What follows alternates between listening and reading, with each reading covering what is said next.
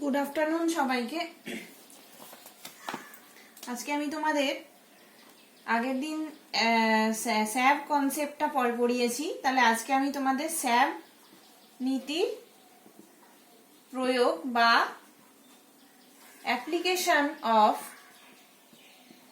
Applications of স্যাব principal এটা পড়াবো। স্যাব principal তাহলে কিভাবে আমরা কিতে অ্যাপ্লাই করতে পারি না, কোনো বিক্রিয়ার অভিমুখ গণনা করার জন্য। এটা হচ্ছে 1 নাম্বার। সেটা কিরকম না, কোন বিক্রিয়া সম্মুখমুখী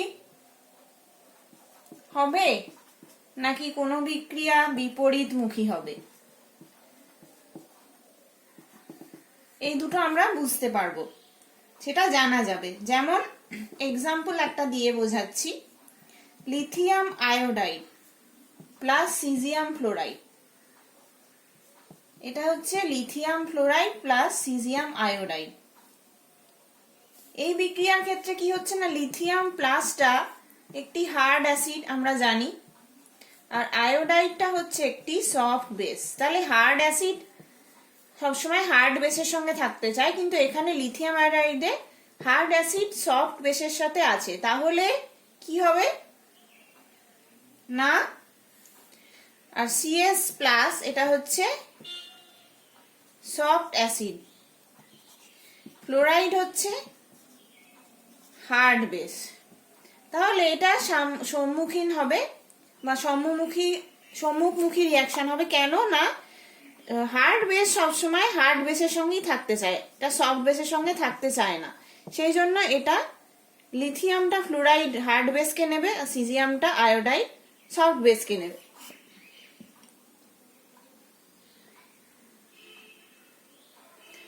দু নাম্বার পয়েন্ট কি, দু নাম্বার অ্যাপ্লিকেশন হলো HgO HCl এ দ্রাব্য কিন্তু HgS HCl এ অদ্রাব্য। স্যাব নীতির সাহায্যে এটা ব্যাখ্যা করা যেতে পারে। HgO HCl এই ধরনের, HgOটা HCl দ্রবণে দ্রাব্য কিন্তু HgS HCl এ অদ্রাব্য। সেটা কিরকম না, HgO এটা হচ্ছে সফট অ্যাসিড আর অক্সাইড হচ্ছে হার্ড বেস। তাহলে সফট হার্ড যৌগ এটা HCl এর সঙ্গে, HCl এ কেন ডিজলভ করে না, H এ হাইড্রোজেনটা হচ্ছে হার্ড অ্যাসিড, ক্লোরাইডটা হচ্ছে সফট বেস। তাহলে এখানেও হার্ড সফট ইন্টারাকশন, যেটা উল্টো, মানে সবসময় সফট সফট আর হার্ড হার্ড হওয়া উচিত।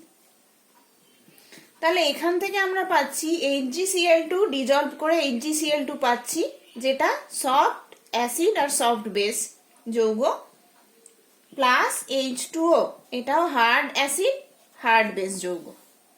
তাহলে যেহেতু সফট হার্ড থেকে আমরা সফট সফট বা হার্ড হার্ড ইন্টারাকশন পেলাম, সেহেতু HgOটা ইজিলি HCl এ সলিউবল। কিন্তু HgS যে কম্পাউন্ডটা, এটা কিন্তু অলরেডি সফট সফট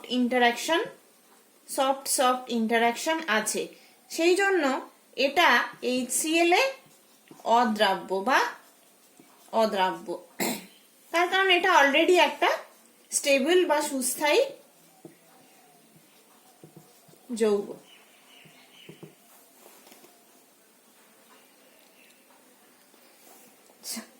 3 নাম্বার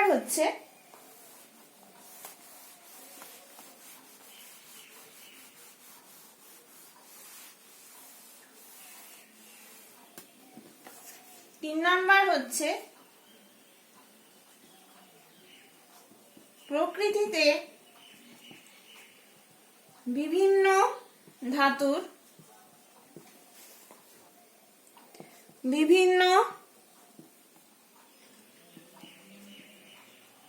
আকরিক রূপে অবস্থান। প্রকৃতিতে বিভিন্ন ধাতুর বিভিন্ন আকরিক রূপে অবস্থান। আমরা জানি যে কোনো ক্ষার ধাতু, এটা বলছে অ্যালকালি মেটালস, আমরা জানি।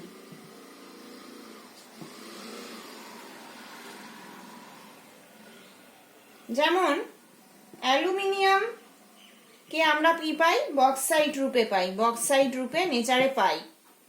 সেটা কি? বক্সাইট যৌগটা হচ্ছে অ্যালুমিনিয়াম অক্সাইড।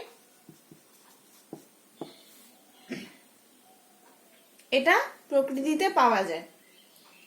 আবার ভারী যে সন্ধিগত মৌলগুলো,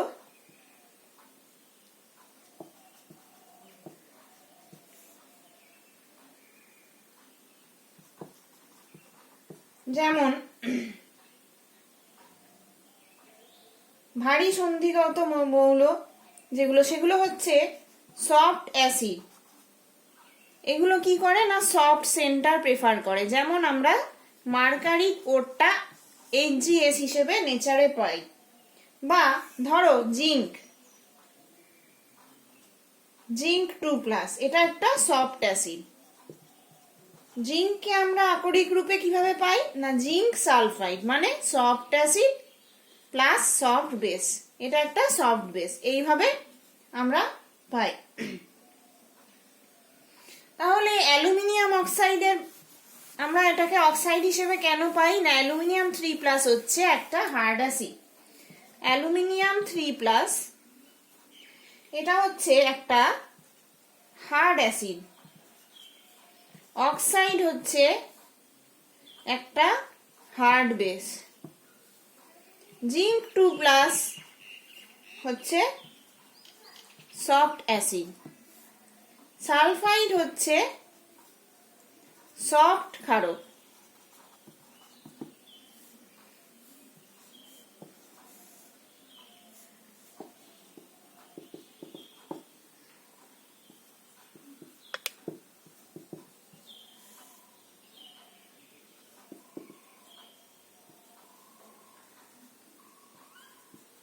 এই জন্য এটা বক্সাইড আর জিঙ্ক ব্লেন্ড বলে, জিঙ্ক সালফাইডকে। এটা একটা হার্ড ইন্টারাকশন, এটা একটা সফট ইন্টারাকশন।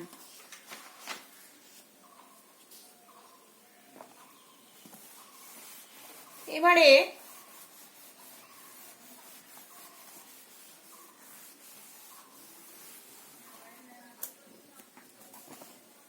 চার নাম্বার,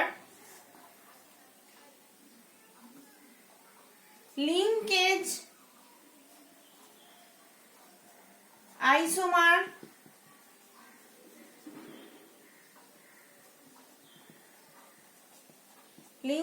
আইসোমারের স্থায়িত্ব। সিম্বায়োসিসের সাহায্যে, সিম্বায়োসিস সেটা কি না, সেটা কি আমরা হার্ড ইন্টারাকশন আর সফট ইন্টারাকশনটাকে আমরা সিম্বায়োসিস বলছি। এটার সাহায্যে লিঙ্কেজ আইসোমারের স্থায়িত্ব ব্যাখ্যা করা যায়। সেটা কিরকম না, ধরো এর একটা উদাহরণ দিচ্ছি, কোবাল্ট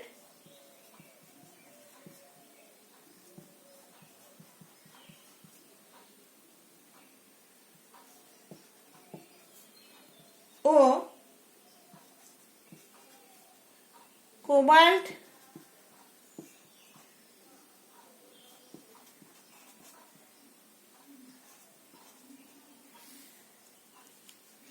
এর যে স্থায়িত্ব, সেটা যদি আলোচনা করতে বলা হয়, সেটা প্রথম কথা হচ্ছে কোবাল্ট 3+ আমরা জানি এটা একটা হার্ড অ্যাসিড। আর অ্যামোনিয়া হচ্ছে একটা হার্ড ক্ষারক। অর্থাৎ এই যে সেন্টারটা,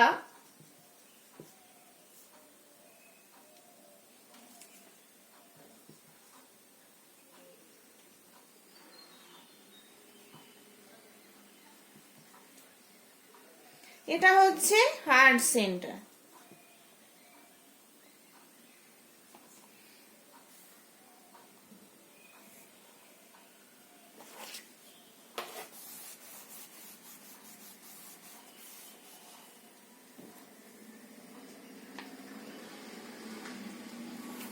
অক্সিজেন ও নাইট্রোজেন, এটার মধ্যে অক্সিজেন বেশি হার্ড, অক্সিজেন বেশি হার্ড। তাই যখন NO2 মাইনাস গ্রুপটা এইটার সাথে যুক্ত থাকে NH3 এটা একটা হার্ড সেন্টার, তখন অক্সিজেনের মাধ্যমে এটা যুক্ত হবে, মানে এই রকম থাকবে ONO, নট বাই নাইট্রোজেন, কারণ নাইট্রোজেনের থেকে অক্সিজেনটা বেশি হার্ড সেন্টার।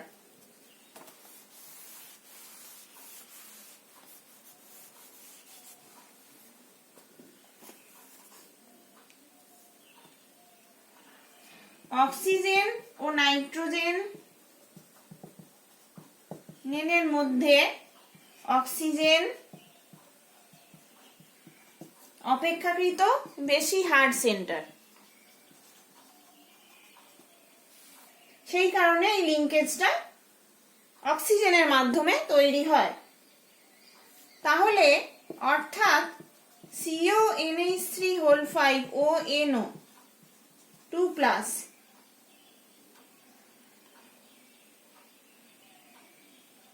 এর স্থায়িত্ব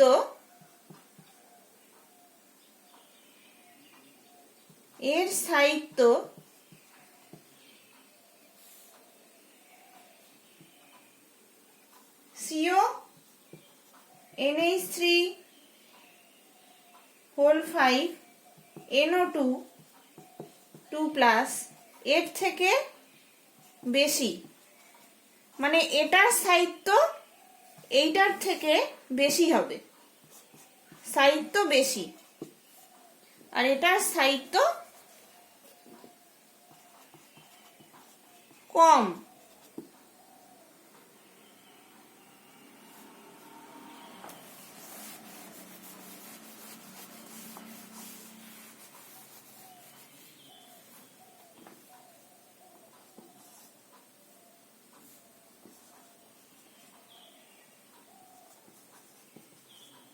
কপার 2 ও ক্যাডমিয়াম 2 এর পৃথককরণ।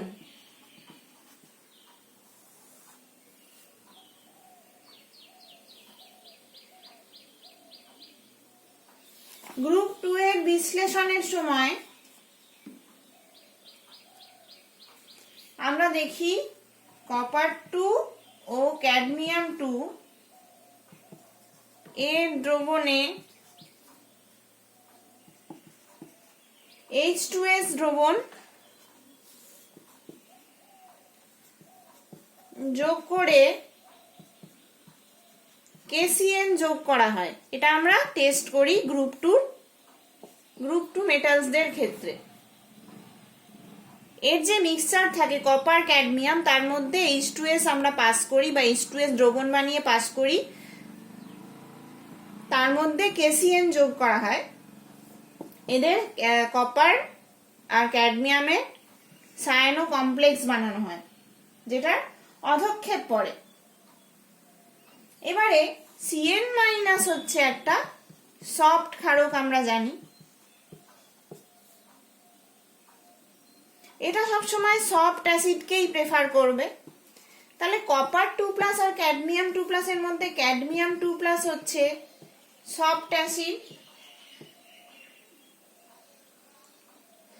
কিন্তু বিক্রিয়ার ক্ষেত্রে কি হয় না, কপার 2+ বিক্রিয়ার সময় কপার 1-এ বিয়োজিত হয়। বিক্রিয়ার ক্ষেত্রে কপার 2 থেকে কপার 1-এ বিয়োজিত হয়, ফলে অ্যাসিডের সফটনেস বৃদ্ধি পায়। এটা কপার 1টা এখন বেশি সফট অ্যাসিড হয়ে গেল ক্যাডমিয়ামের থেকে।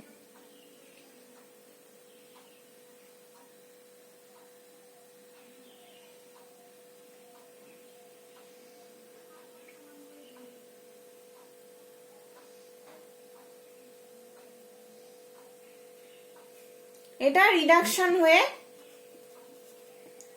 এটা তৈরি হয়। তাহলে কপার 1+টা আরো বেশি কপার 1+টা আরো বেশি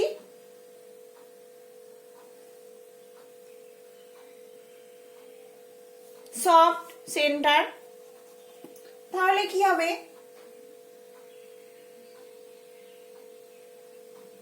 স্থায়ী জটিল যৌগ যেটা CuCN4 3- এটা গঠন করবে। অর্থাৎ এই যে যৌগটা তৈরি হবে সেটা CdCN4 2- এর থেকে বেশি সফট হবে বা বেশি স্টেবল হবে।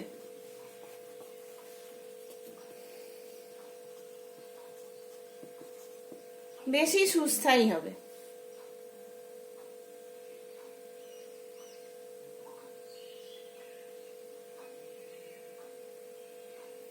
ফলে ক্যাডমিয়াম CdCN4 2- কে সহজেই বিয়োজিত হয়ে যাবে, এটা তো বিয়োজিত হয়ে যাবে।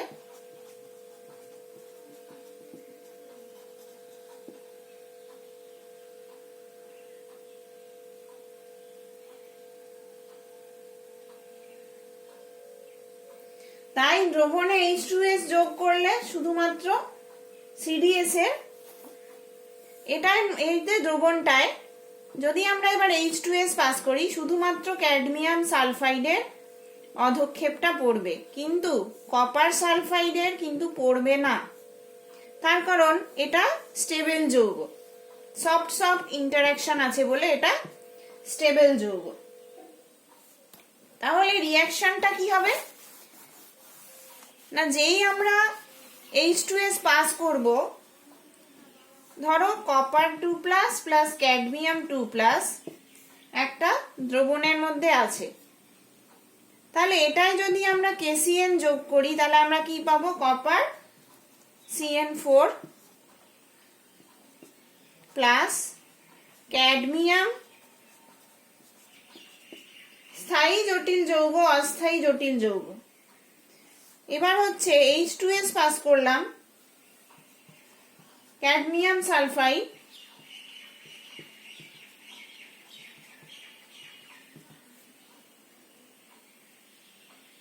সেটা হলুদ অধক্ষেপ আমরা পেলাম। তাহলে লিথিয়াম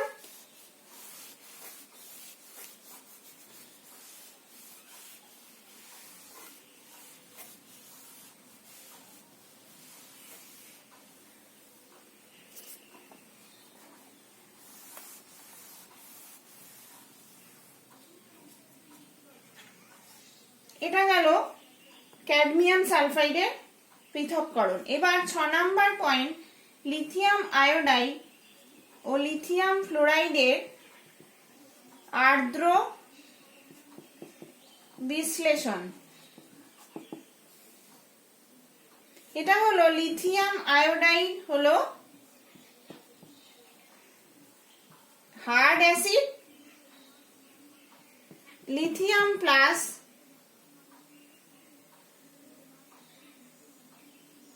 হচ্ছে হার্ড অ্যাসিড, I- হচ্ছে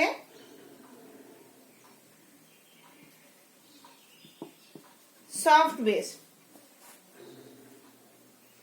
কিন্তু লিথিয়াম ফ্লোরাইড হলো হার্ড অ্যাসিড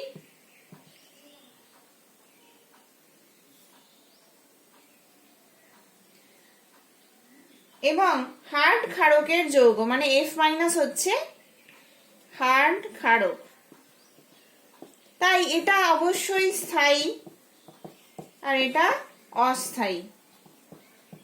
তাই এটার আর্দ্র বিশ্লেষণ হবে, মানে আর্দ্র বিশ্লেষণ মানে হাইড্রোলিসিস, জলের সঙ্গে রিঅ্যাকশন করবে না। আর এইটা করবে কারণ এটা হার্ড সফট স্টেবল নয়। দিয়ে কি করবে, লিথিয়াম আয়োডাইড প্লাস জল, এটা লিথিয়াম হাইড্রোক্সাইড প্লাস HI এটা তৈরি করবে। কিন্তু লিথিয়াম ফ্লোরাইড কিন্তু জলের সাথে কোনো রিয়াকশন করবে না। এবার হচ্ছে পরের পয়েন্টে আমরা যাব।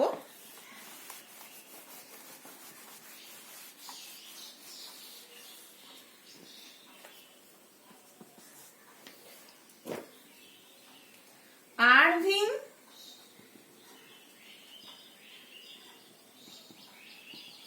উইলিয়াম সাহিত্যের ক্রম।